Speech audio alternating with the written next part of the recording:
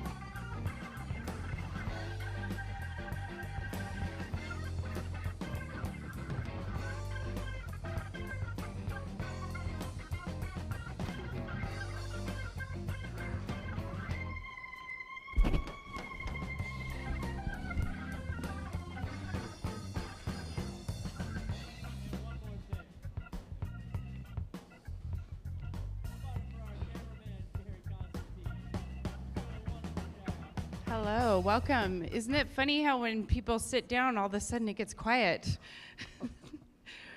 I wish our students would do that a little more often. It's like your teaching spot.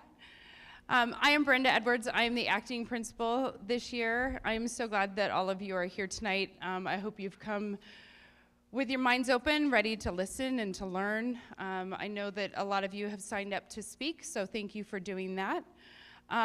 So I would like to recognize any city officials that we have here tonight. You just want to wave, stand, thank you. I also want to acknowledge Dr. Bryant, our superintendent. He's up there. Thank you. Any school board members that we have here today? Double duty, thank you. And finally, I would really like to recognize our Abbott Loop staff members that are here. Thank you so much for being here and taking care of our amazing children. If you could stand really quick, thank you.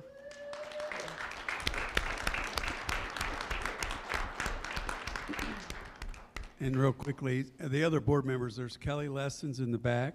Kelly. Carl Jacobs over there in the corner.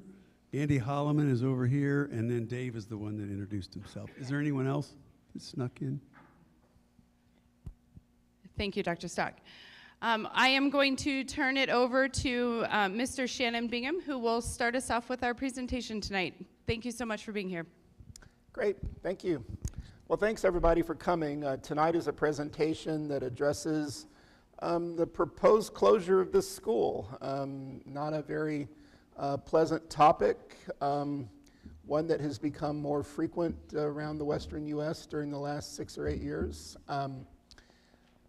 This school is one of 6 schools that are currently under consideration by the Board of Education for closure and repurposing. Abbott Loop had 268 students in the fall.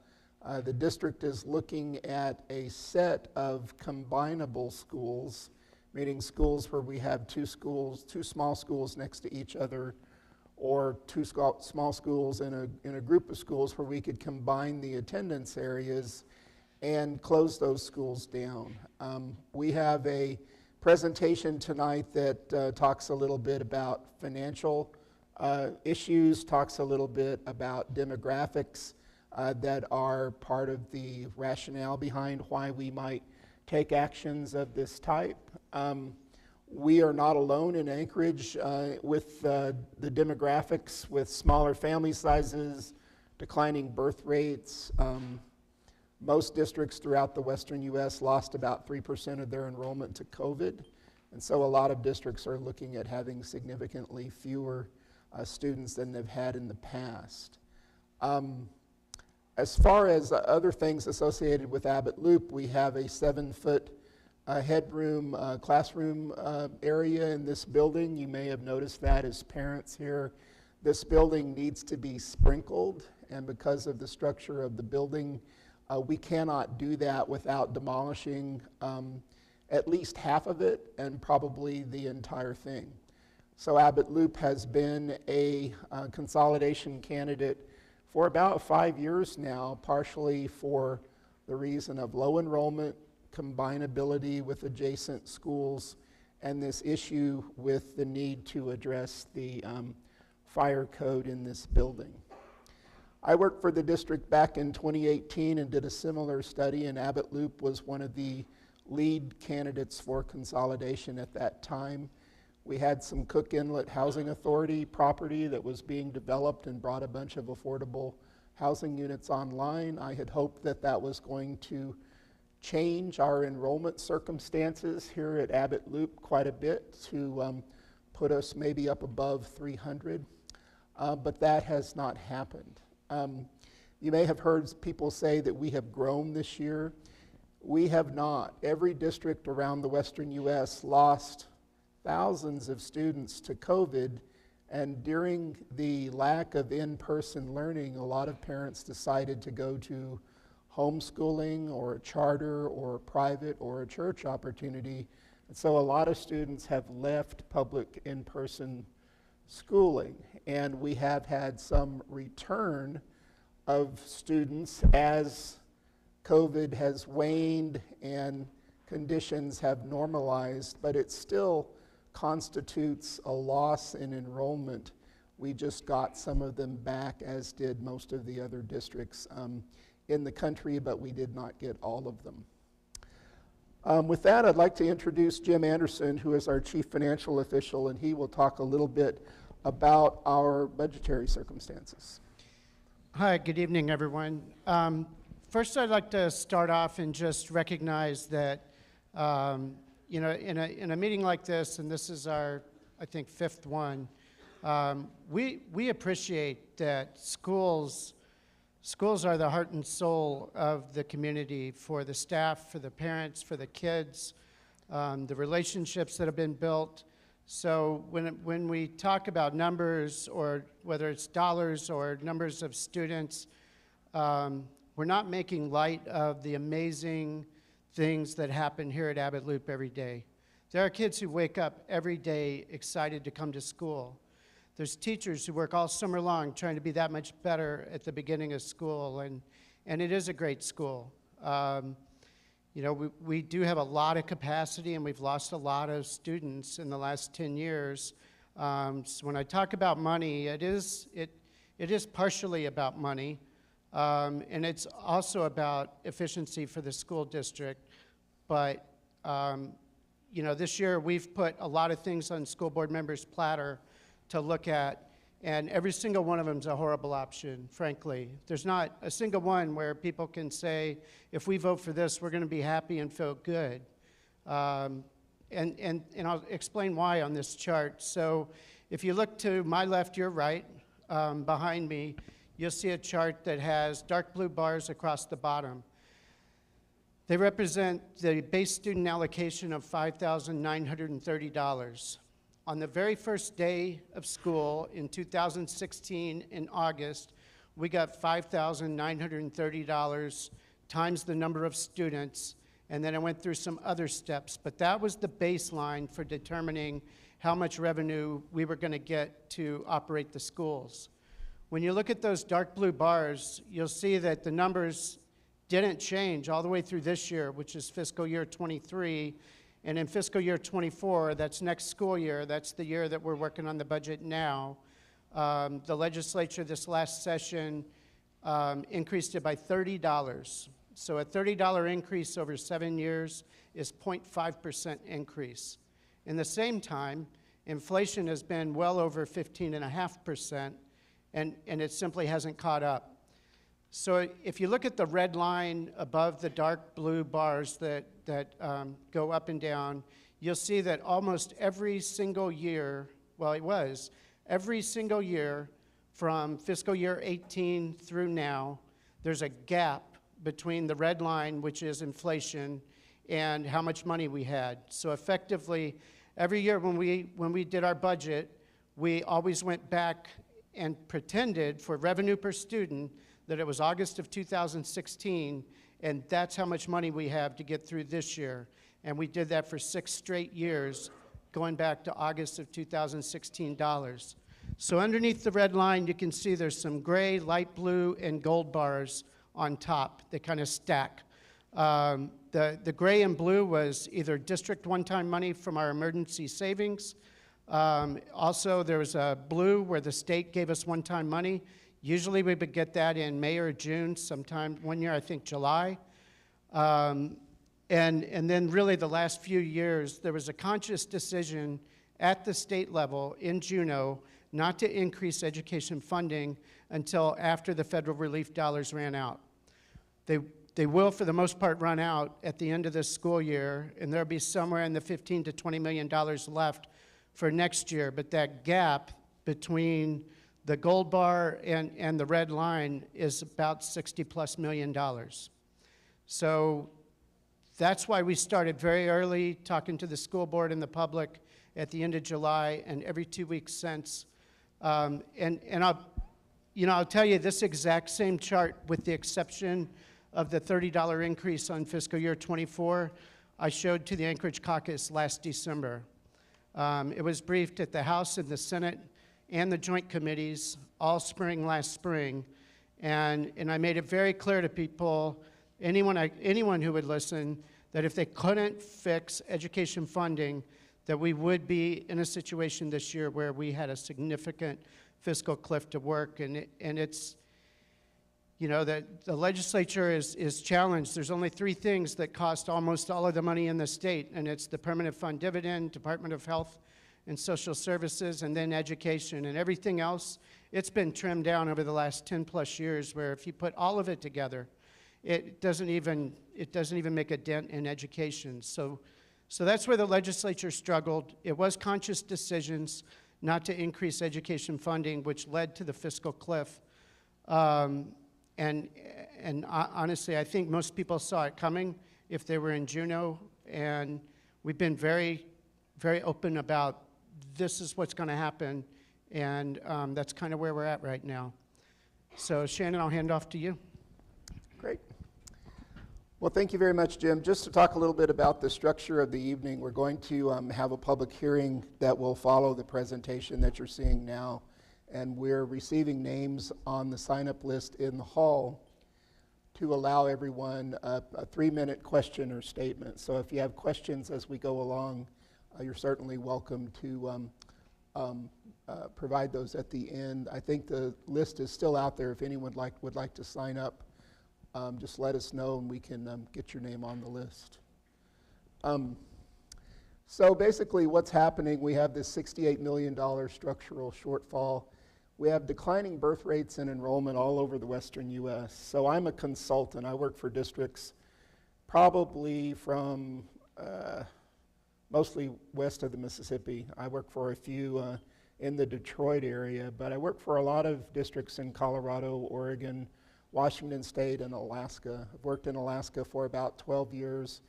And I've slowly watched enrollment in most of our districts decline. Birth rates decline dramatically all over the West. And when we say birth rates, we mean the number of babies that are born every year. So when you have fewer and fewer babies born every year, the size of the incoming kindergarten becomes a pretty major factor because you just have fewer children to work with.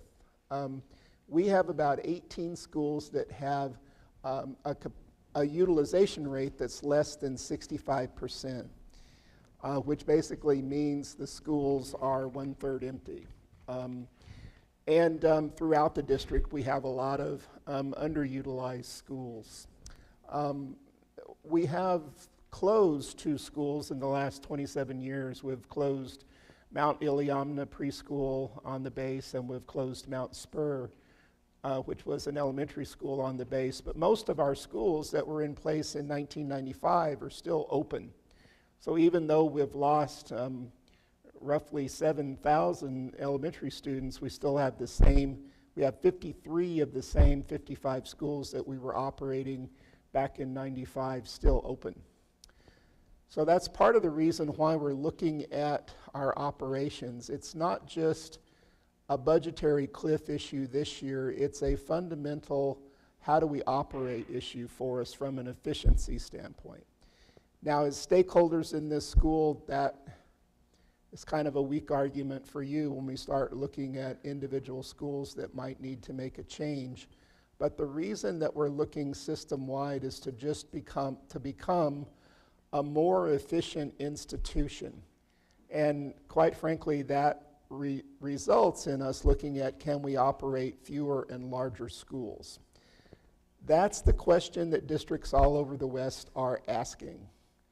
So right now I'm working with 5 districts that are considering closing schools because they want to have larger schools. They want to have 3 section per grade level schools at least, meaning 3 second grades, 3 third grades, 3 fourth grades.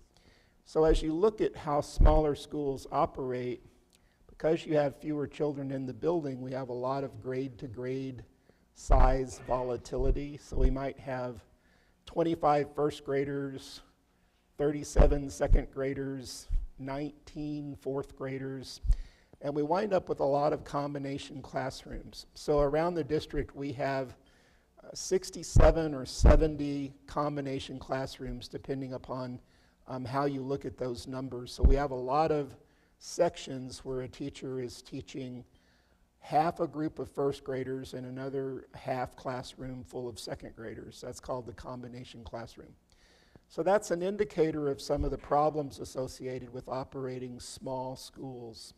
Also, we have a lot of education specialists who may be occupational therapists, speech therapists, vision or hearing therapists, special ed teachers, instructional coaches, counselors, special ed teachers with a centered need for children where there are only a few kids in a classroom.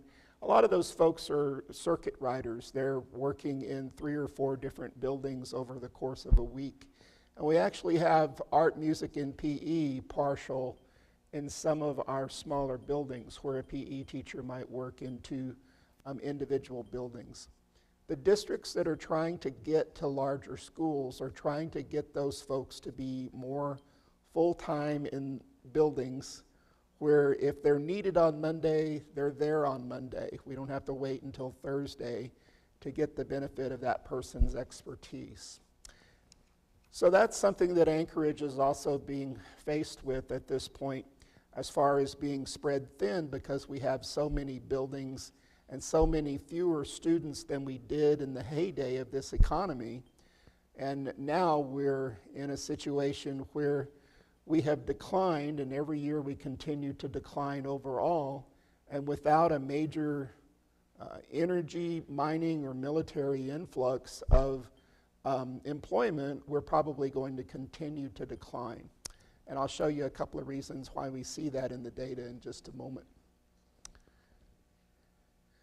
Basically, from a birth standpoint, we have probably 750 fewer babies born in 2020 than we did in 2016. And there's no real indication that that trending is changing. So every year, all of the hospitals and birthing centers in the Anchorage municipality have fewer and fewer children born in those hospitals. So what's happening is the moms that physically reside here are just having fewer babies. This is happening all over the country. It's not just in Anchorage. In, I would say, 95% of the districts that I work in, I'm seeing diminished birth rates and lower populations coming into kindergarten as a result. When we look at our grade size, this is showing 2017 are those blue bars, and 2020 are those red bars. And you can see back in 2017, we had about 500 more children in every grade, kindergarten, first grade, second grade, all the way through seventh. We had 500 more children in every grade. So that ripple is passing through our system and it's pulling our enrollment down. And then this diminished birth rate is coming at us from the preschool grades, and we expect about a 2% annual continuing reduction coming from that. It's not consistent all over the district. There are some pocketed areas where we retain kids. This attendance area has a lot of 25 through 34-year-old folks, but we don't have a lot of school-age children in this attendance area. So even though we have folks that are in the child-producing age range, the enrollment of this school just hasn't changed that much as that fact has kind of manifested itself in the 2020 census. The 6 schools that are proposed for closure are listed here: Abbott Loop, Birchwood, Clatt, Nunaka Valley, Northwood, and Wonder Park. We are trying to hang on to those buildings in case Anchorage bounces back. That may not be the case if we follow through with closing Abbott Loop because of the condition of this building. But in the case of those 5 other buildings, you see we are proposing either an early childhood center conversion or a charter school conversion, which saves us a significant amount of operating budget money, but it allows us to hold on to those buildings in case something turns around economically. We wound up needing to press those back into service. So that's the reason why we're trying to hang on to some control over those so that we can use them as a neighborhood school again if things ever change in Anchorage.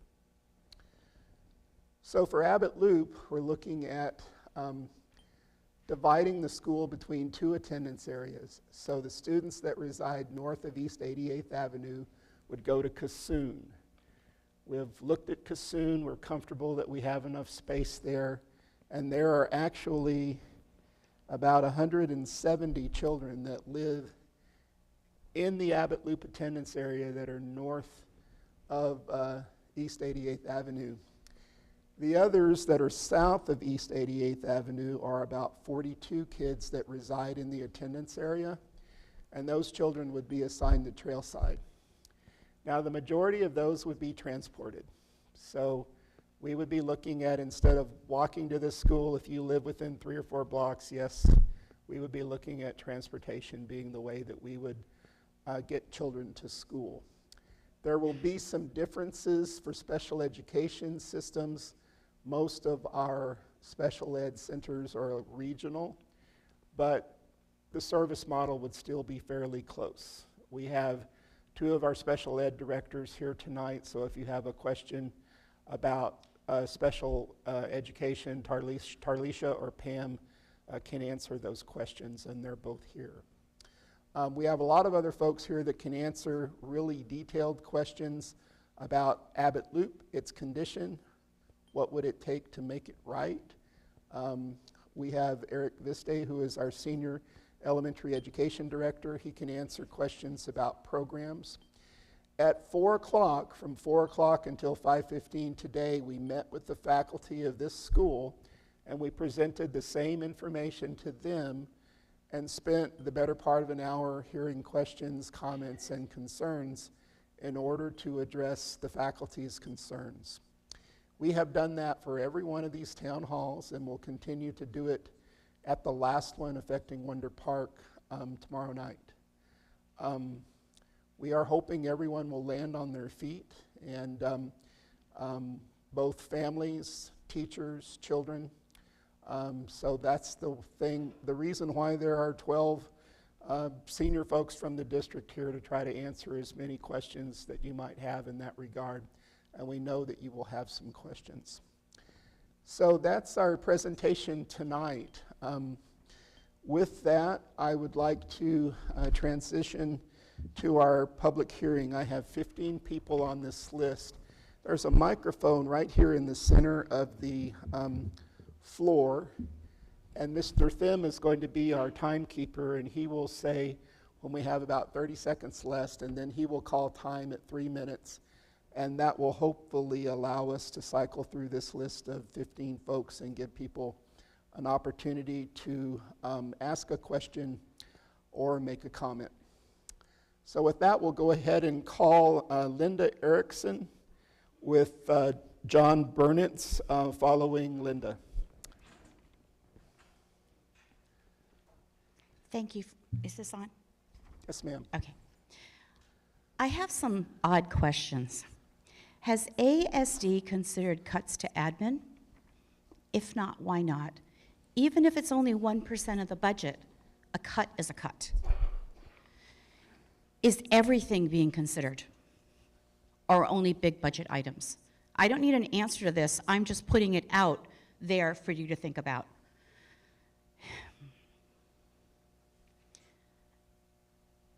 I know you're considering cutting elementary schools, but why does Eagle River have 2 high schools and a population in the school is under 800 students? Have you looked at consolidating those 2 schools? I got the statistics. Each school has under 800 students. I got the statistics from the ASD website and the Department of Education and Early Development, and it is under 800 students per school based on 20 to 21 school year. This is something that's on everybody's heart. 5 Title I schools are on the closure list. Will that Title I status follow the students? If not, why not?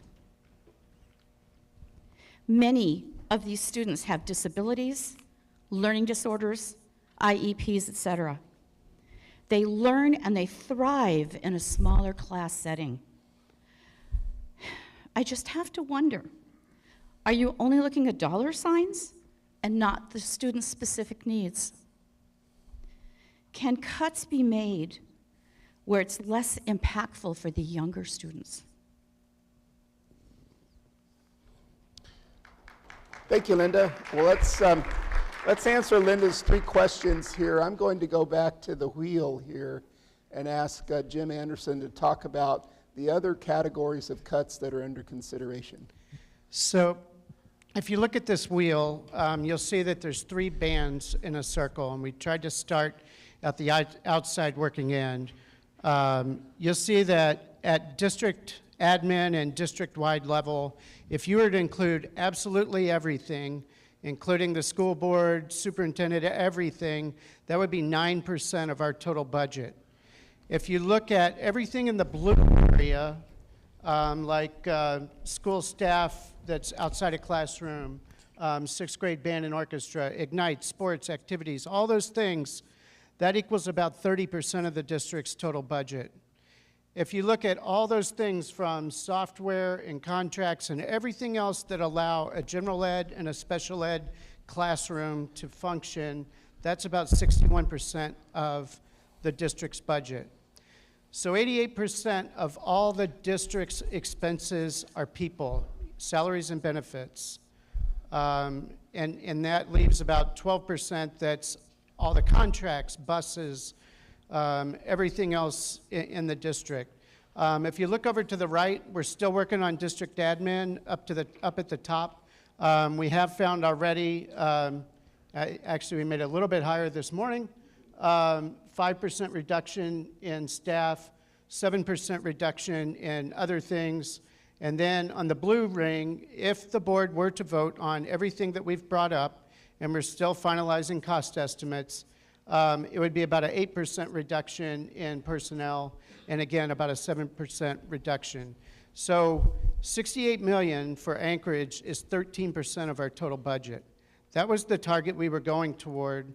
And again, if you were to cut every single piece of admin and not even have a payroll anymore, or an HR, or a warehouse, you still couldn't have gotten to $68 million.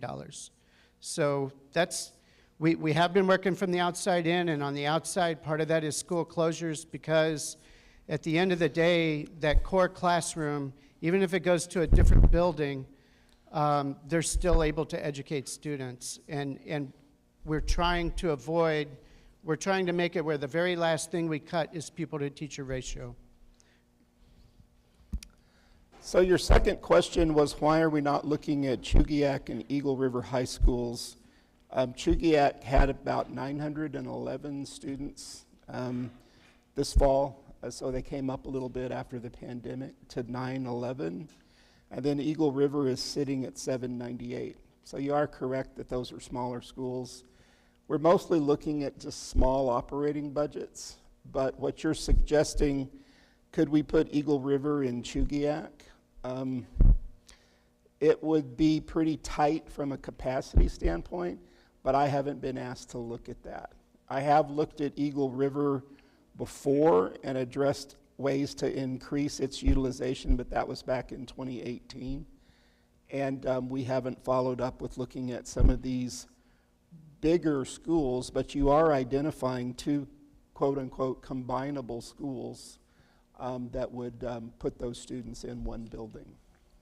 So your other question, I'm Mark Stock, Deputy Superintendent. So the other question was about Title I status, and we get asked that question a lot.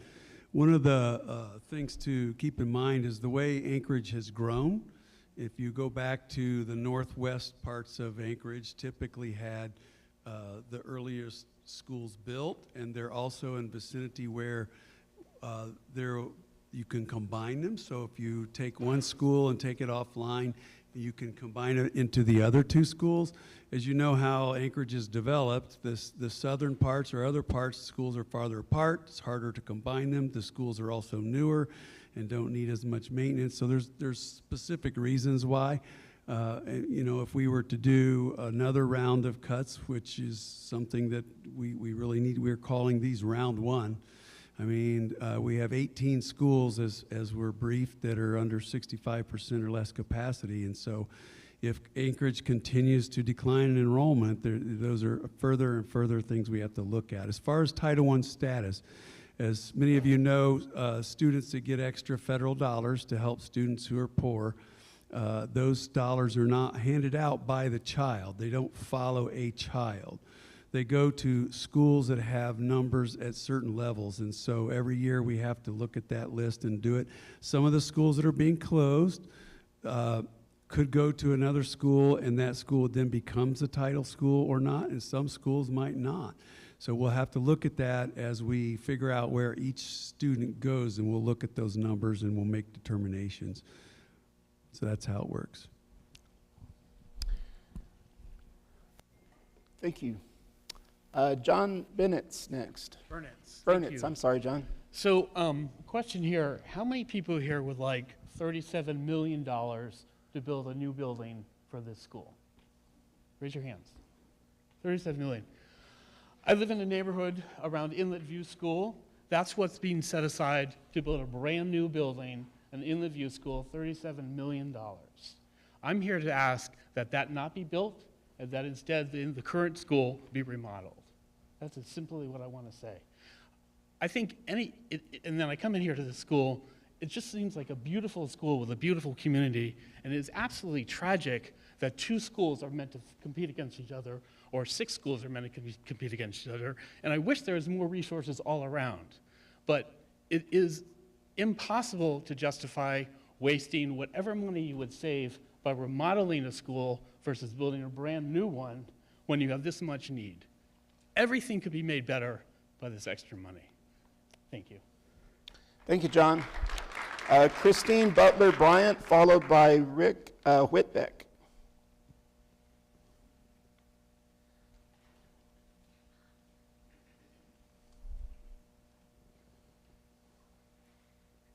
Hello. I want to first thank you for meeting with us and listening to what we have to say. This is valuable to all of us.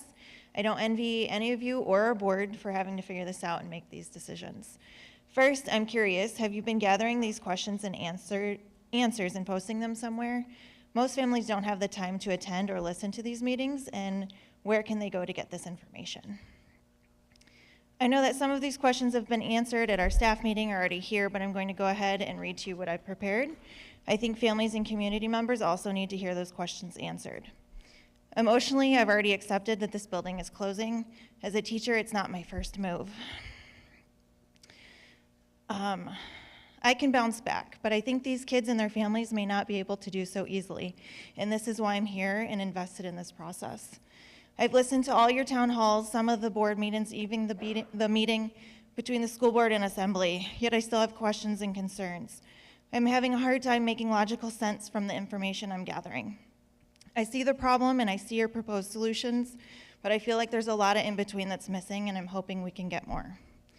You have mentioned at another town hall, and again tonight, that the admin only makes up something like 9% of the budget. Yes, I'm gonna go there again. And that those cuts are less likely. But why, with budget cuts, are we focusing on staff salaries from within our buildings? What else have you looked at? What staff salaries have you considered? Have you considered cutting back principals or some of the extra admin positions? Or just teachers, bus drivers, cafeteria staff, because that's how it's feeling. I find it hard to believe that every single admin position right now is currently necessary. Are you looking at non-contract salaries to consider cutting those down? Have we considered the instructional coach positions, maybe not having one at each building? What about the Ed Center itself? What are we paying to use that facility? Is there another way to house admin, maybe repurpose buildings? Now with the proposed closures, what happens to these schools' Title I identification? When you blend schools that aren't both Title I, do these students who need these resources still going to get them? I've had a parent ask me what will happen with their kiddo with an IEP. Will these schools that absorb our kids have the resources to support them?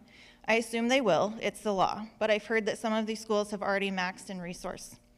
30 seconds. What are we doing to build these schools up and get the enrollment we need? What can we do to help families choose to send their kids there? It might sound crazy, but what if we move I'm just trying to gather quickly, charter schools into our repurposed buildings, but maybe grandfather in some neighborhood kiddos so they don't have to move. These kids are in Title I schools. They typically already have adverse experiences, and this will just be one more. Are we getting creative? Time, okay, thanks. Thank you. So Christine, let me try to answer some of your questions. Our timekeeper, Mr. Thim, is actually writing a FAQ that we're all working on. We're transcribing all of the town halls and identifying common threads for questioning, and we're trying to write an FAQ that will hit all of the areas that people are interested in. And I think we're trying to get that up on our website in an expanded form very quickly. There is information up there as well now, but we're trying to improve the quality of that. And he's waiting on us as we interpret what we've heard. As far as other elements, some of the non-contract employees, maybe I'll defer to Mark Stock to answer that question. By non-contract, do you mean like consulting contracts, or what do you mean by non? Oh, I see. Those that are not in the bargaining units, yeah. So yes, we are looking at all the extra administrative positions that we can possibly figure out how to change or to not fill or to remove. Those are all under study now. We spent another 2.5 hours today going through lines and lines and lines of spreadsheet. They fall into multiple categories, so it's hard to parse out, but there are positions which translate to people in positions, but then there's also a lot of administrative, what we call things of administrative nature. They're not actually people, but they're administrative and not directly benefiting kids directly. We're going through all those things, so yes, that's all underway now. You mentioned instructional coaches. For those that are unfamiliar, there are positions in the district where these are teacher-type positions that are in the teacher contract, but they don't serve children directly. They coach up teachers. All of those positions are in grant funds and don't have any bearing on this budget. And those funds, by the way, are still decreasing. And also the instructional coaches positions are in danger of being cut just because those funds, the carryover for those funds is declining. So those positions, even though if we cut all of them, they would not help this budget problem because this is a general fund budget problem, and we can't use those positions to be teachers and teach children. So that's the answer to that. And Jim, I don't know if there's anything you wanted to fill in with. Right. I may have misspoke if what you heard me say was, I don't think any of the admin cuts will happen. We absolutely believe they're going to happen, and that's what we've been building. What we have to make sure, though, is we don't completely break something that causes us to lose millions of dollars of federal grant money, because what we broke was there is no grant manager, or there is no somebody to make sure we're in compliance. If we fall out of compliance on our annual audit, we risk losing all of our federal money. So there are functions in the admin to include payroll. I mean, most people want to get paid when they're supposed to. And so there are some where you couldn't go to zero even if you wanted to, even if it just sounds good in theory. But we've gone through 16 departments already, and we're going through the second look, plus continuing down the list. And that's what we'll be working on over the next several weeks. On the Ed Center lease, so we have looked at the Ed Center. We actually got with RIM Design and Consulting, or Contracting, or Architecture. They're the ones who helped take a shopping mall and turn it into a current Ed Center. So it's going to take 2 elementary schools or 1 middle school to be able to relocate the Ed Center. And it's going to need significant design. If you look at the parking lot here at Abbott Loop and the parking lot at the Ed Center, it's going to take some significant capital investment to turn schools into something that could be a community education center. But we absolutely are looking at that.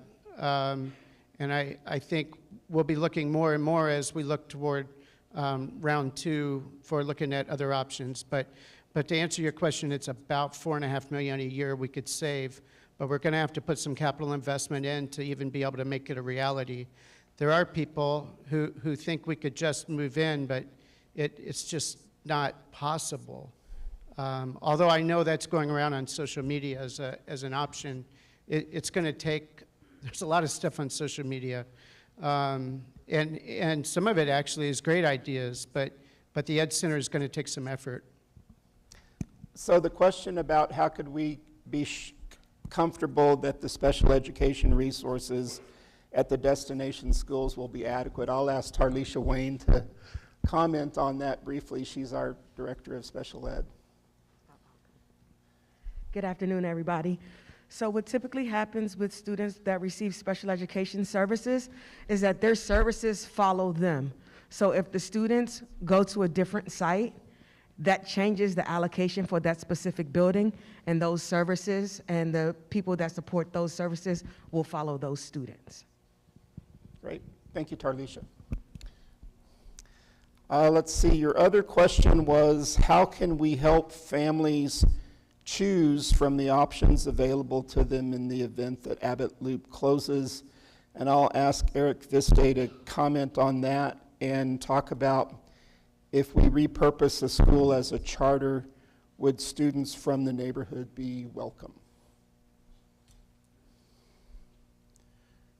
Yeah, absolutely. I mean, one of the things that we will be putting in full earnest, depending on what happens with the decisions that are coming, is we'll be putting in effort for all of our schools that would be receiving students to make sure that we have a complete welcoming environment, that all kids are all kids, and that whether it's a student with an IEP or a student who needs support through English language learners, I mean, the focus will be making sure that we have the best and most open doors and welcoming environment possible for all of our families. You know, with regards to the charter schools and the acceptance and opportunity for students to access those programs, that's something that we would be interested in maintaining the opportunity for all of our students to have access. So you'd see an interest in that standpoint moving forward. Great. Thank you, Eric. I'd like to call on Rick Whitbeck, followed by Alyssa Cada.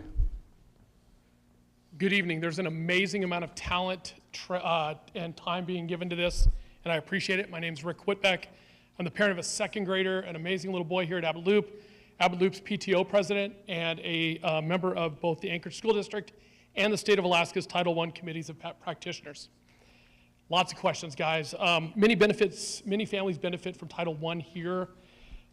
Can you assure the Abbott Loop community that those students won't be negatively impacted if they go to non-Title schools like Kassoon and Trailside that don't get to become Title I with our transfers?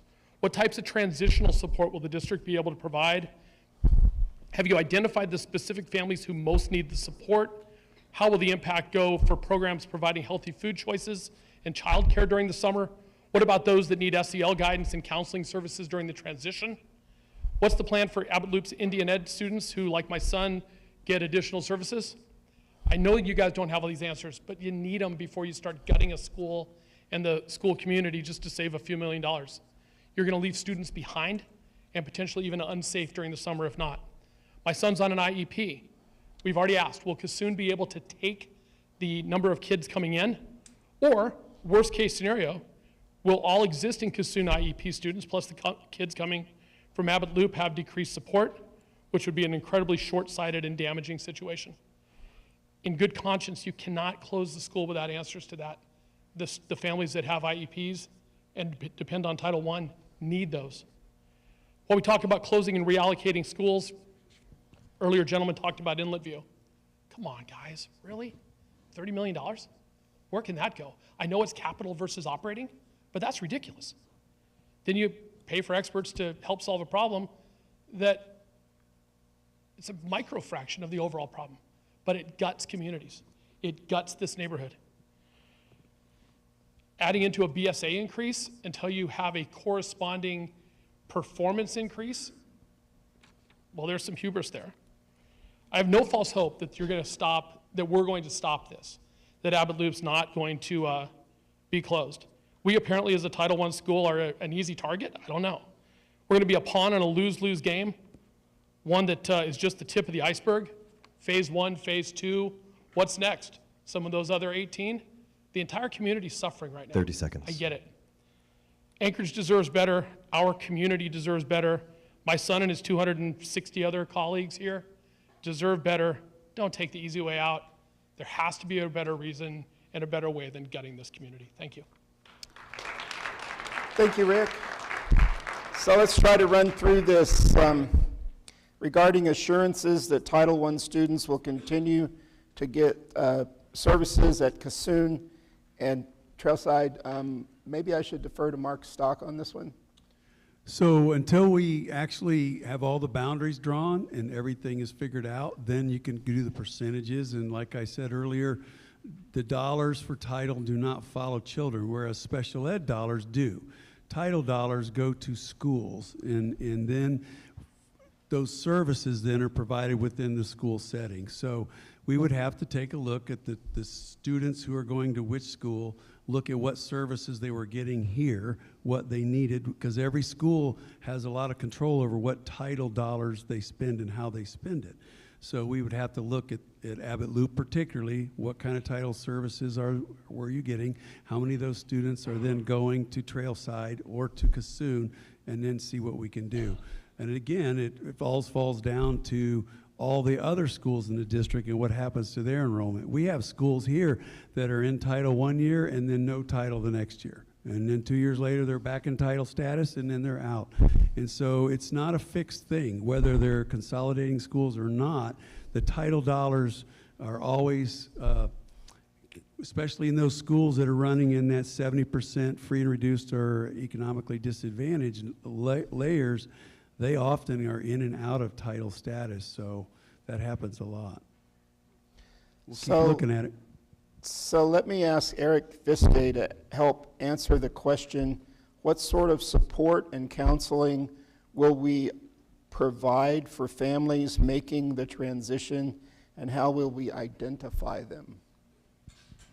Well, one of the things that we would do, and we do have some history with, for many different reasons, for closing schools, whether that goes back to Mount Spur or the earthquake out in Eagle River or a recent Ursa Major closure, right, with the study that was done. So we've done a lot of work in terms of how to create those opportunities for families and communication. What I would anticipate us doing is working with the principals, whether that's at Abbott Loop or whether it's at one of our other schools, connecting and coming back to the school and tailoring our plans with the community here as well as the receiving school. Things such as blending field trips or blending community activities, open houses, and sort of things as far as making the welcoming environment. Partnering with migrant education, partnering with ELL, partnering with Indian education, and putting together more of a comprehensive support. That would be the focus moving forward. But until we get to that spot, we have to know who the people are that we're going to need depending on that community too. Would that include the Healthy Foods program and summer programs, Eric? Okay, as far as free lunches, you know that this school is a CEP school for community eligibility provisions, so everyone gets free lunch. The way that actually works is you can put one school, or you could have a group of 5 or a group of 10, and within that aggregate grouping, if it rolls up to 40% economically disadvantaged, then you have a lot of control over whether we could ensure that food security would not be, at least while they're at school, whether it tastes good or not, that's different, but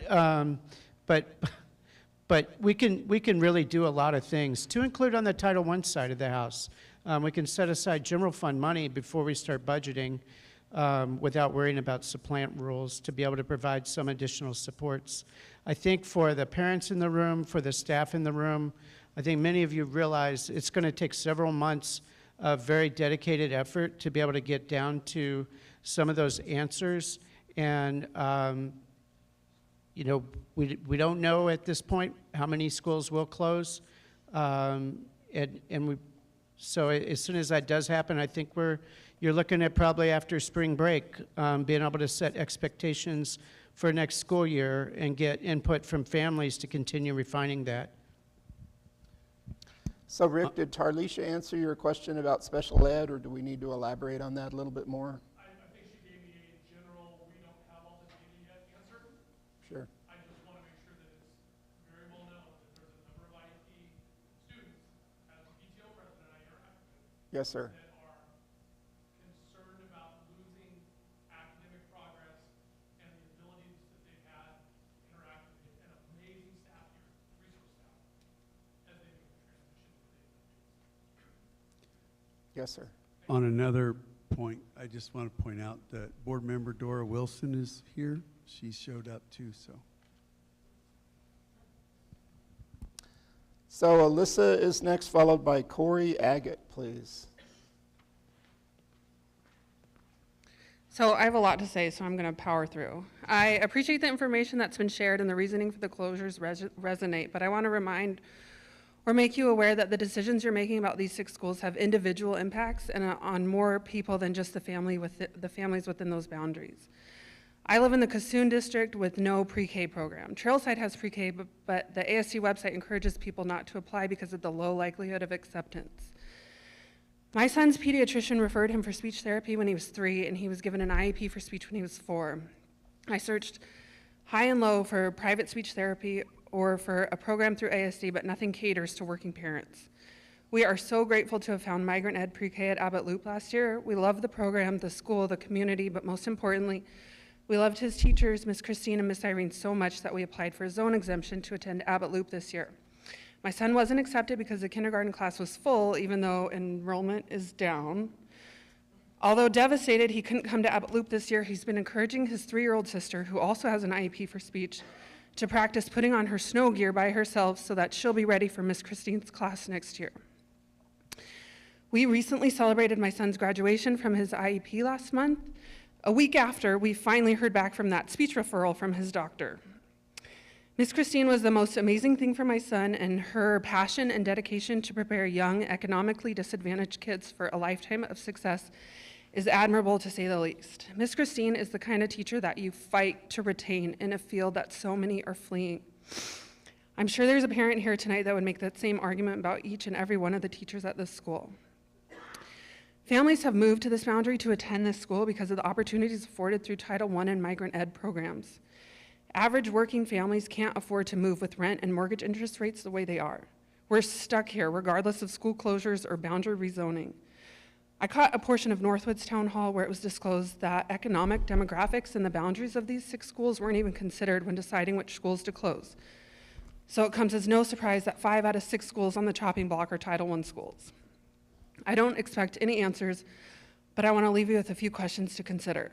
I heard you say that the reorganization of boundaries may qualify Kassoon as a Title I school. You don't know yet? Why isn't that part of the information you prepared when proposing which schools to close? If Kassoon won't qualify as a Title I school, what's your plan to accommodate the influx of low-income students at Kassoon and the families that rely on Title I 30 services? seconds. Kassoon doesn't even have a cafeteria worker, so they don't have hot lunch. What about the low-income students that end up at Trailside? Will the migrant ed pre-K program be moving to Kassoon? And if not, will there be a pre-K academy on this side of town? Will my 3-year-old speech-delayed solo snow gear dresser have a pre-K to attend next year? Or should I wait for that referral to move to the top of the stack 3 months after she starts kindergarten? And you mentioned the specific services follow the SPED students. Time, please. There are already full classes, so you're adding new classrooms to support all these new students? Thank you, Alyssa. So let me take a stab at addressing some of this. As far as Title I, we have been following economically disadvantaged as an indicator when we looked at the schools that we put in this first round of proposed consolidations. So 5 of the 6, the resulting percentage of economically disadvantaged was comparable. Our starting point has been looking at combinable schools. So the majority of the combinable schools are Title I schools. So there's not a rationale there. It's just that there are 10 or 12 combinable schools in this district at the elementary level, and the majority of them are Title I schools. So that's kind of why we have wound up in that situation. There's nothing more complicated than that about it. Those are the combinable schools. They're small schools, they're low enrollment schools, and they have smaller attendance areas. And the schools that we're not looking at are the higher utilization schools with bigger student bodies that happen to be in neighborhoods that aren't Title I neighborhoods. If we were going to close one of those, we would be moving a big chunk of kids out of a neighborhood where there are a lot of kids out of a bigger building. So it's really coming down to the size of the schools. If that helps, that's kind of what our starting point has been, and what almost every other district that does a school consolidation exploration, their starting point is always small combinable schools and trying to provide an equivalent or higher level of service at the destination school.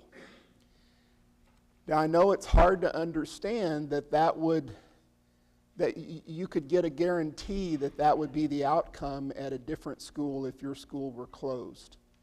And I would say that almost every other district that I've worked for, and I've worked for 200 school districts, and most of the districts that have explored consolidation, that has been the leading concern is, will the level of service in the new situation be as good as or better than what the parents and students had before?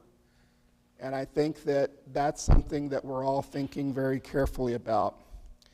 Let me address some of these other issues. As far as migrant ed, I don't know who the appropriate administrator is to answer that question, but again, it's going to be similar to the answer that Tarlisha gave regarding special education, is that when those students are categorized with that service need, the services are going to follow the students. I think.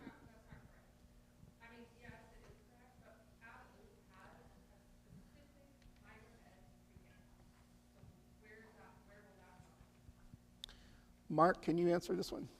That I haven't knowledge of where it would go. That will have to be worked with the migrant ed department, and we'll work through those issues. So I haven't been privy to that conversation on a migrant ed preschool here. Don't know if Chelsea or anyone's here that could answer. Chelsea was at the faculty meeting, but she's not here. Didn't join us for this.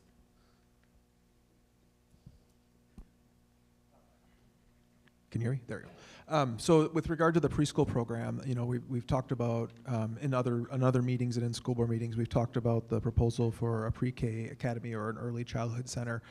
Chelsea Moreau, who isn't here right now, she's been heavily involved in terms of the forward planning for preschool, and she's been super successful in terms of growing our preschool footprint. In conversations with her and modeling it out, that the preschool program here would likely not go to one of the early childhood centers due to logistical locations and pieces. So she's currently looking at possible areas where that could go. Obviously, that would also be impacted on closures. So if one school closes or doesn't close, there's conditional impact of how that impacts other schools, right? So one of the things, until we can't say where that's going until we know what the closure aspect of it looks like. And then after we know what that looks like and where the receiving students are going, that's where then the concrete planning can go in terms of where the program would be placed. But the modeling to have a preschool program within a school is still part of the footprint of preschool going forward, regardless of what happens with early childhood centers. But in all likelihood, it would be geographically around in this area still, to be determined where exactly. So I'd like to call Corey Aggett, followed by Dana Kane. Pardon me? Okay. Let's see, Dana Kane, followed by Karen Johnson.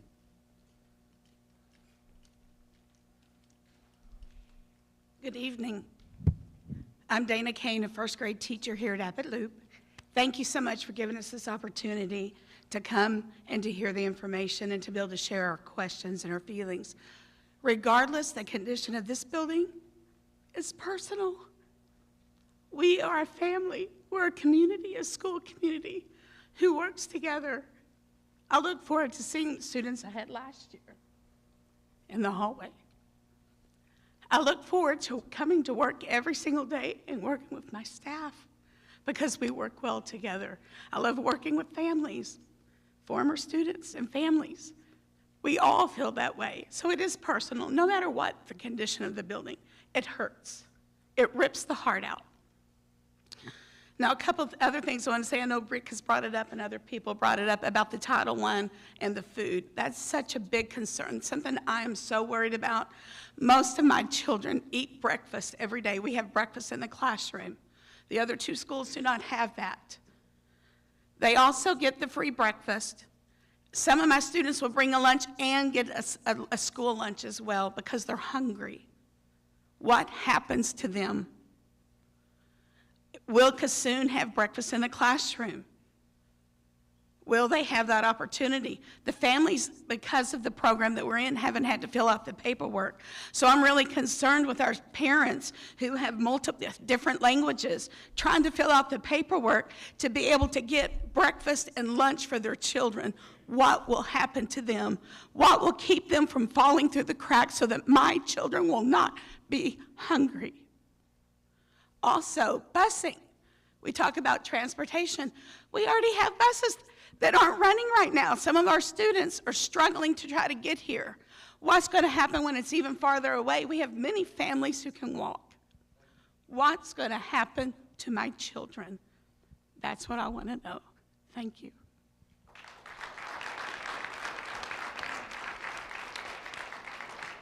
So, regarding Title I, I don't know what kind of guarantees we can offer right now. I think that, Mark, would you like to address this? Well, I was just going to, Jim and I were just talking over here. The question about food and the breakfast, those are things we can work on. We can design those combination schools to make sure that if that is a primary concern, that we address that, take care of it. I think that we can assure you we can work on that issue. The transportation issue, I don't know, Rob, if you want to take a stab at that one, because I think hopefully by then I'll let you answer it. Yeah, on the transportation issue, fair question. So you'll be hearing shortly about how close we are to the restoration of all of the bus routes. There's been a lot of work since the start of school, a lot of new bus drivers, a lot of work on efficiency. We also have the wage fixed now, much more competitive than it was when we originally lost all these drivers last summer.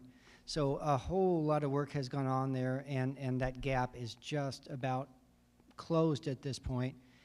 We're continuing to work with the software and with very closely with the special ed department with some IEPs that would benefit from least restrictive environment and getting off of sped routes and onto gen ed routes. All of that is going on. So we're not just stopping here where we have all of the drivers hired. We're going to continue to work out efficiencies in that department so that we do have all of the capacity. So very soon we'll be announcing to the community a rotation off of the cohorts. We're still doing the work to finalize that date, but that'll be coming soon. Thank you. So I'd like to take Karen Johnson, followed by Andrea Johnson, please.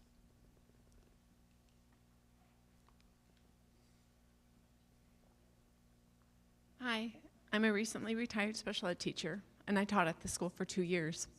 My question is that a few years ago a bond was passed to rebuild the school. I would like to know what is happening with that money. And my comment was in support of reducing the size of the ed center. With reduced student enrollment, there's a lot of empty space in that room or in that building. Just imagine the heating and cooling costs of that building are outrageous. So, like I said, I'm also in support of reducing the size of the ed center. Thank you. So let's see, regarding bond election funding of this, that's a Rob Holland question. Go ahead, sir. So I believe the bond that is being referred to was the bond that passed for the addition of a fire suppression system here at the school. There was not a bond approved to rebuild this school in its entirety, but there was a bond approved for just north of $4 million to put in the sprinkler systems.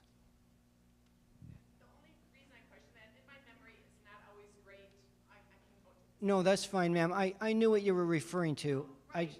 But it's, when I left this school and I interviewed at another school, one of my, when you get done with the interview and you just have that little chat, my principal that I was interviewing with even asked that question. So it wasn't like, she also had the impression that this school was to be rebuilt, and she was asking me if I knew anything about it. So I think it was more than just the suppression system. I think it was to actually rebuild the school. That may have been some speculation at the time or perhaps a misunderstanding. There is definitely bond money just north of $4 million for the sprinkler system. And Rob, that money's unexpended right now, correct? That's correct. It's unexpended, yes. And we could still follow through and replace the sprinkler system here, maybe not for that amount, but...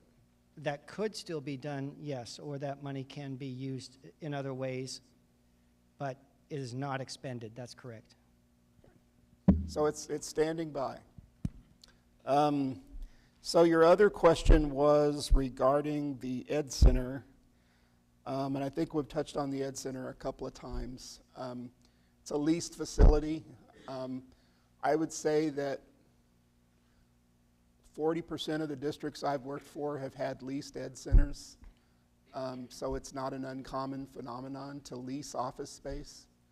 And obviously we could be operating out of an owned facility, but Mr. Anderson mentioned all the tenant finish we would have to do to a big middle school or another large facility or multiple facilities, and then we'd be scattered into 3 buildings. And Mr. Vikalis and I have talked about some of the old days when we had the Ed Center in 5 locations, and that was kind of a challenge. So what you're seeing with the Ed Center, it's all in one spot. Yes, it is leased, and yes, it is a significant annual lease expense. Let's see, let's go on to Andrea Johnson, please. Hi. I've been a volunteer here for 9 years in the library. So I've seen the good and the bad of this school. I'm kind of disappointed that we have a new principal this year and that she's not being given the opportunity to make a go of this school. Now, I don't know if maybe that was in the works before, but there's a lot of great kids here, and they do better in smaller classes. And I worry about them going to Cassoon in bigger classrooms, which brings up my question. The specialists, the librarian, the music teacher, the gym teacher, the art teacher, they're following the students, but according to the school board, but what are they going to do? Are they going to become classroom teachers? Because you can't have 2 librarians and 2 gym teachers. So I'm just very curious what's going to happen to them. I think Mark Stock Thank can you. address how that FTE is combined. Yeah, so the ones that are the more challenging in terms of placement are the specialists who, in these small schools, they tend to travel. Some of them actually serve more than one school occasionally. So you'll have an art teacher, health teacher traveling from school to school covering those, so teachers can have their planning period. So we'll have to work through that with the associations to work through the process for that, to make sure that where they're going to settle, because obviously if there's already a librarian there and there is no opening and now the librarian here, so where does that librarian go? The likelihood of all those people having positions is very strong, because we have somewhere between 200 to 300 teachers through attrition every year who leave or retire or move on. And so these closures should not affect anybody's ability to have a job. Where that job is, it has to be worked out depending on where the openings are at the time. But Andrea, I just want to clarify that we wouldn't be asking people to change their specialization. So if people are an art teacher, a music teacher, or a PE teacher, for the most part, and Eric, correct me if I'm wrong, they retain that specialization regardless of their assignment, correct?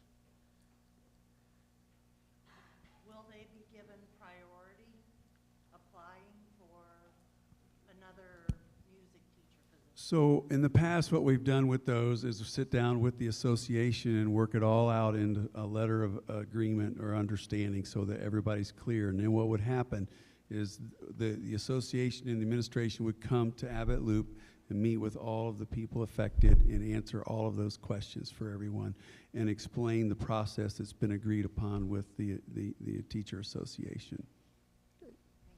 Andrea, thanks for your years of service here. Appreciate it. I like this school. I'd like to call Deborah Hanson, followed by Haley McGrew. Hi there, I'm Deborah Hanson. I'm a 40-year resident here. I live right next to Inlet View School, and I fought the ASD when they wanted to close Inlet View back in the 80s. My advice is to show up for meetings if you don't want your school closed. I can tell you, if you were looking at closing Inlet View School, there'd be 300 parents and 200 kids here. There'd be standing room only. They would be ready to lynch the board. I know, that's the problem. It's real easy to close a Title I school because parents don't show up and fight for it. It was real easy to close Ursa Major, you know. I mean, anyway, I should get through with this. Just to be aware, ASD is setting aside 37 million, 37, not 30, to partially fund new Inlet View School. Probably won't cut, it's probably going to cost more than that. The parents showed up for every meeting. If you've got 200 or 300 parents showing up, of course ASD is going to do that. My background's in business and in solving problems. There are always ways to solve problems. I'd like to know why you haven't asked the community for solutions to this problem. You're having these meetings. You're not asking me for my suggestions. You're asking the parents here, many of whom aren't able to sell up. Anyway, I've got one to offer. You got to look at that $37 million and see if you can come with a better plan. I figure you're cutting Title I schools because it's easier. I mean, you talk about combinable schools. I can give you some other combinable schools. But anyway, I don't know what to say. There's other solutions. And I'd like to see the answers to Joel Potter's commentary that was in the paper on Sunday where it talked about you're getting some easy cuts now, but it's going to have a bad impact on ASD later. I mean, it looks like he knows what he's talking about with this. And I can tell you, with working on fighting the whole in-Lieu school thing over the last year, I found there's a lot of numbers and there's a lot of ways to lie with numbers. Anyway, thank you. Thank you, Deborah.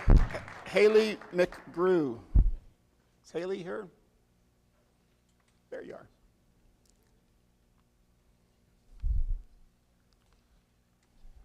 Hi, everyone. I'm Ms. McGrew.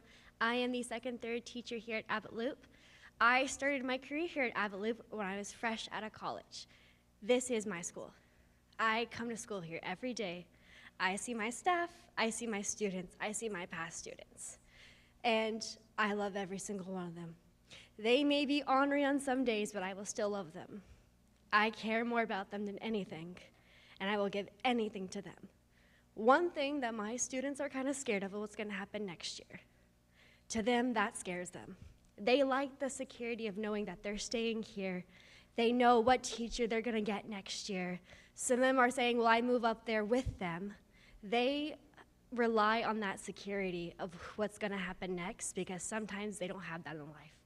They see this school as a safe place for them to come, and if it is ripped away from them, it's going to have very negative impacts on them for the rest of their life. So before any hard decisions are made, and I have kind of made peace with it, but I look out for my students and I love them, please think of the students and how they're going to be affected later on in life, because they're going to look back on this moment. Thank you. Thank you, Haley. Margie Bauman, followed by Marilyn Russell, perhaps. Margie Bauman.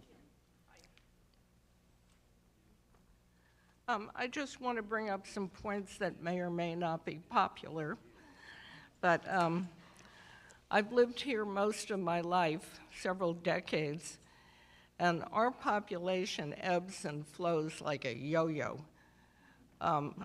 Different projects, earthquakes, so forth. So the fact that the population of the school district is down now doesn't mean it's going to be down in 5 years or so. And I'm estimating that most of the families that live here perhaps chose to live here because of the school. They're either renting or owning a home. And the prospect of moving is a big financial deal to everybody. The third point I want to make is that while I've lived here most of my life, I grew up in New Jersey, where they have a big income tax, and you don't have a choice to pay it.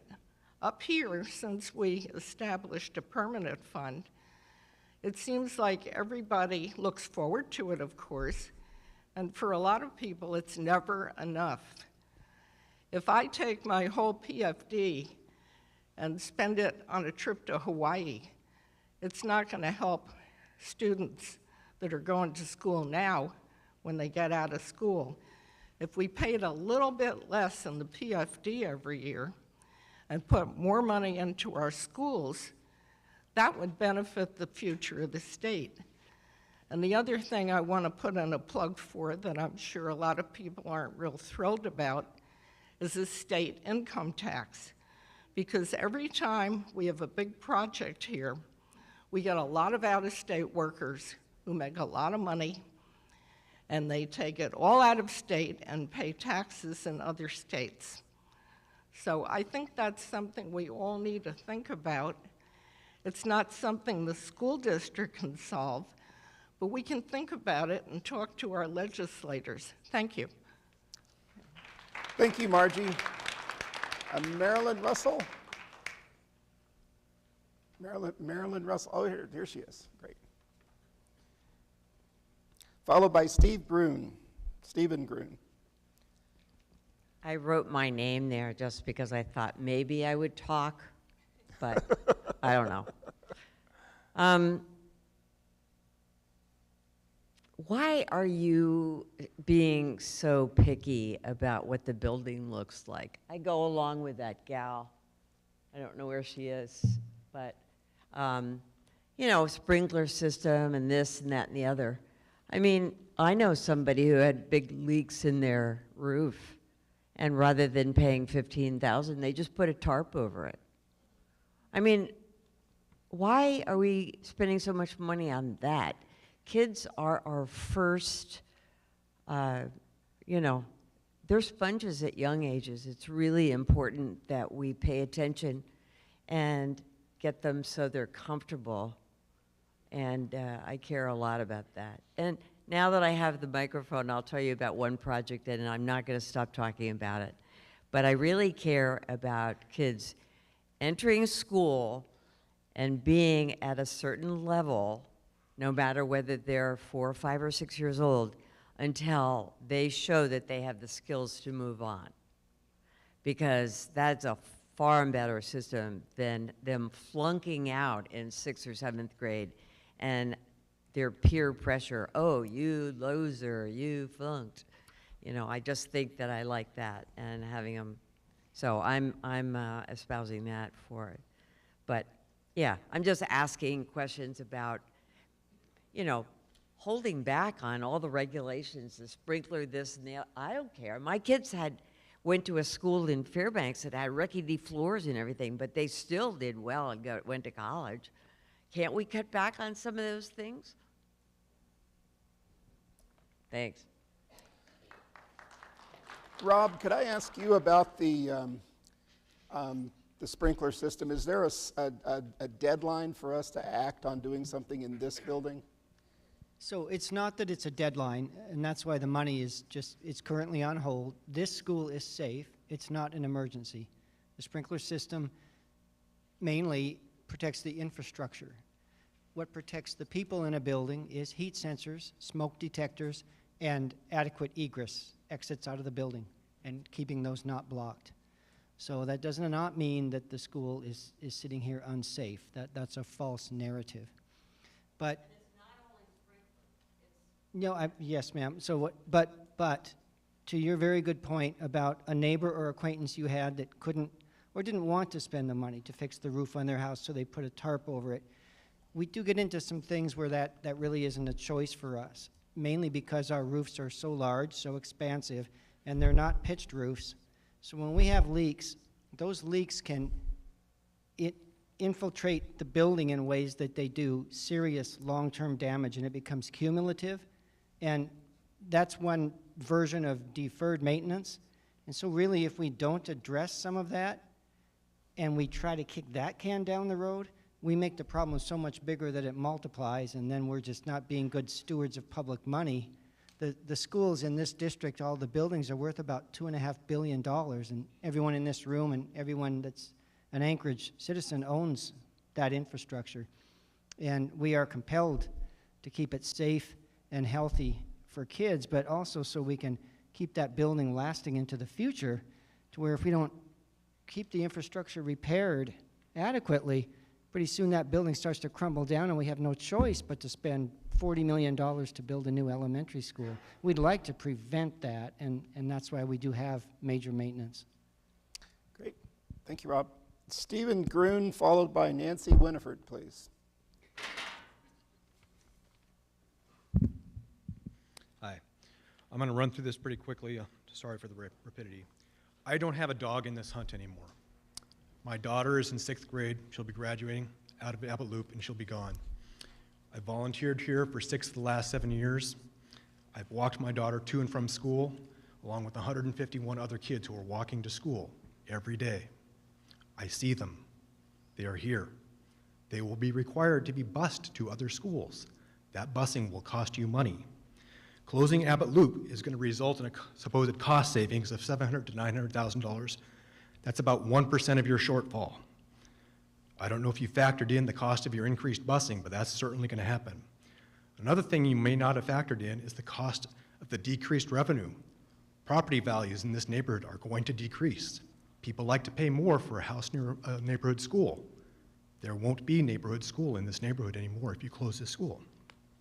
My property values, I'd be happy to give you more taxes. I voted for that $4 million of funding for the sprinkler system, which has not yet been installed. I'd be happy to vote for more taxes to pay for this school. but we are already at a tax cap. You will decrease that tax cap by decreasing the revenue in the area from the property taxes of the neighborhood shareholders. Right now, we have a lot of Title I students at this school who are, come from economically disadvantaged families. If you send them to school that's going to require busing, they will not be able to partake of extracurricular activities such as choir, Battle of the Books, running club, ski club, Samoan dance club, all the other things, chess club that my daughter has been involved with here at this school. Those will not be available to Title I students whose parents are either working in the evenings, working odd hours, do not have vehicles, can't afford to drive around. These things are going to be hardships for those Title I students who are economically disadvantaged, and they will not be able to partake in these extracurricular activities, which will diminish their education and diminish their likelihood of successful outcomes in high school and beyond. Both Cassoon and Trailside have larger square footages than Abbott Loop. That generally equates to a higher heating costs. You have to heat more air and space. I'm kind of wondering why they're being selected. Cassoon, for example, has a 61% capacity. Abbott Loop is at 65% capacity. 30 Why not seconds. close the one with a lower capacity? My overall thinking is that the Anchorage School District isn't the source of the problem, or isn't the cause of the problem. The school board isn't. The solution resides in Juneau. But you're not going to get a solution from Juneau if you have the optics of spending $37 million on a school the voters rejected. You're just not going to get your base student allocation from Juneau. You're just not. If you want to get your base student allocation increased, you need to follow what the voters are saying and not spend the $37 million at Inlet View. Time, please. Thank you, Stephen. I'm going to call on Nancy Winifred, who is our last speaker tonight. Is Nancy in the room?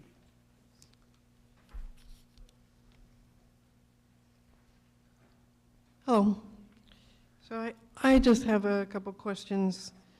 It is my understanding that we hired a new superintendent who wasn't qualified for the job, and that we are currently paying 2 superintendents so that the old one or someone can be teaching the new one what to do.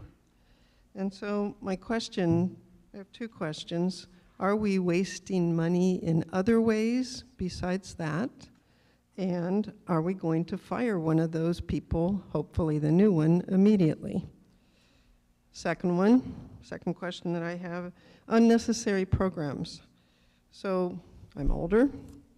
I taught for a long time, and our main focus was reading, language arts skills, history, science, math.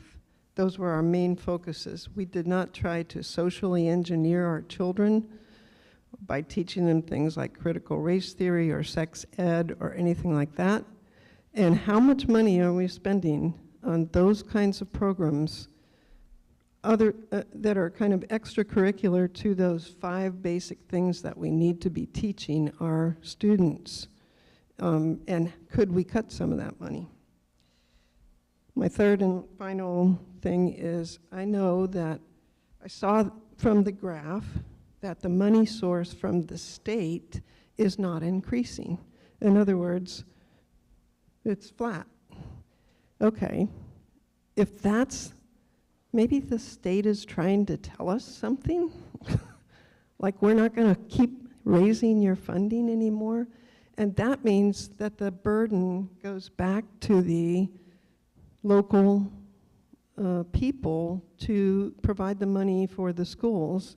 And is our school board looking into ways to fund schools other than expecting the state to pony up, because apparently they're not going to? So are we addressing that problem, or are we going to be in this very same predicament next year, the following year, the following year? So let's try to address 2 questions. Let's address, do we know what percentage of our instructional expenditures are specifically focused on core academics? I don't know of many districts that know that number. And then secondly, local funding augmentation. Is that really possible in Alaska? Whoops. the way the state formula works, Anchorage already provides 100% of the max. If Anchorage were to provide more, they can in either student nutrition, transportation, or capital. I'll give you an example. Kenai decided to go ahead and pick up all the utility costs for the Kenai Peninsula Borough. But the way they wrote the state funding statute, they have to claim that as in-kind revenue, even though they didn't pay it.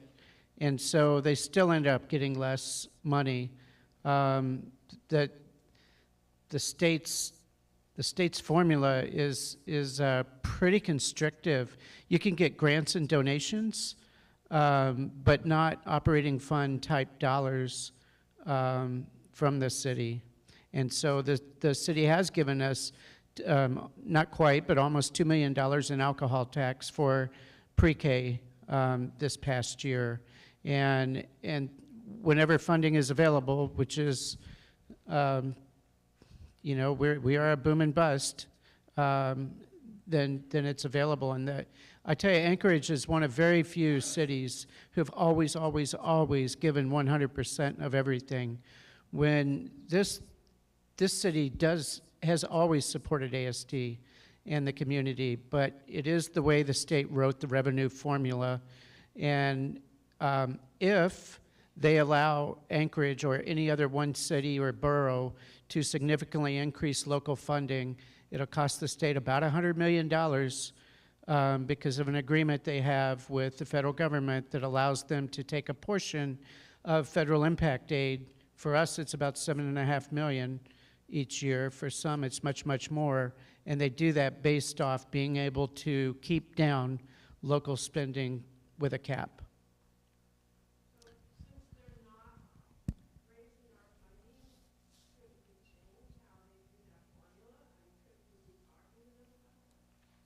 I think our board members have been very clear to people they talk to. I'm in an apolitical position, but the best thing you can do, and our board members have openly talked about talking to your legislators.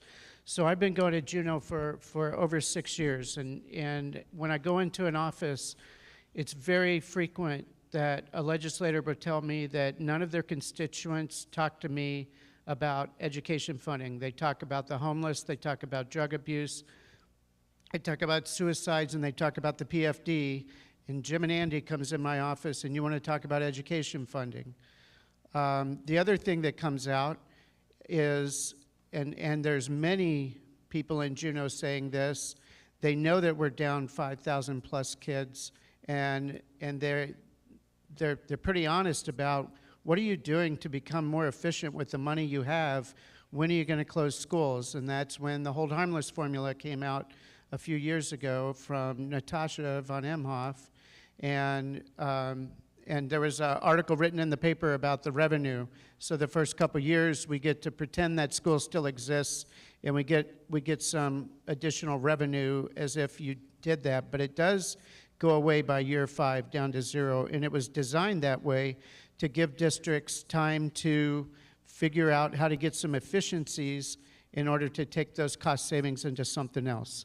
So there are a lot of people year after year when they first passed the Hold Harmless, we closed one school. The next year I went back to Juneau, and I heard over and over, really, 5,000 kids in one school that holds 400. And so there are divides in Juneau of people who have expectations, whether they're results-based or for some of them it's efficient facilities-based.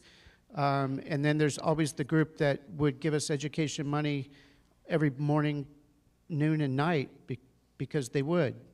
But it's just complicated there. Dr. Stock, were you going to add something? Okay. Very good.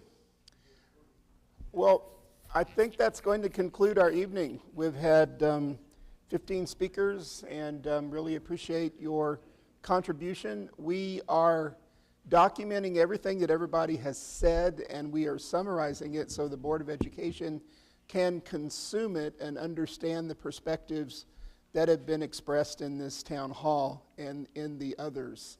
We also have an online survey that's available on our website in 6 languages. We would encourage you to participate in this process via that survey.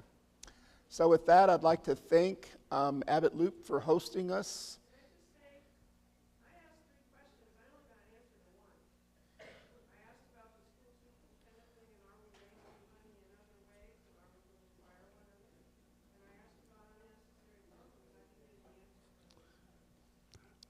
Our superintendent is properly licensed and qualified, and there is not a second superintendent on payroll. That I saw that email go around. It's untrue.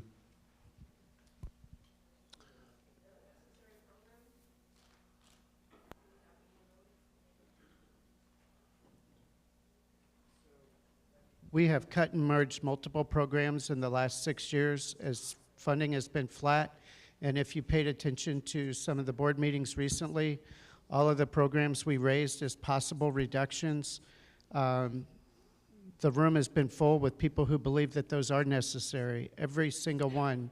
When we did a survey in Anchorage, the highest, most favored action to take was close and consolidate schools, except for, naturally, their school. When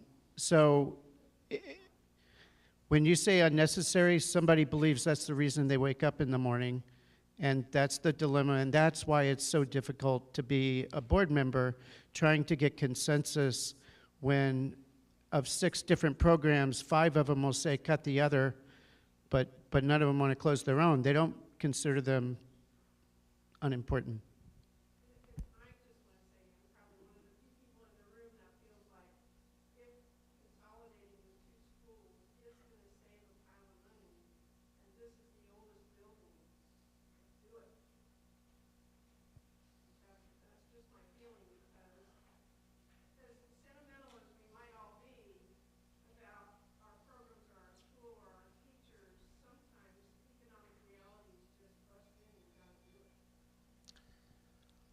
Well, I think I'm going to go ahead and conclude the evening. We are at the front here. If you'd like to ask any questions, we can circulate. And if anybody has any specific questions for the team members individually, thanks for coming, everybody. Good night.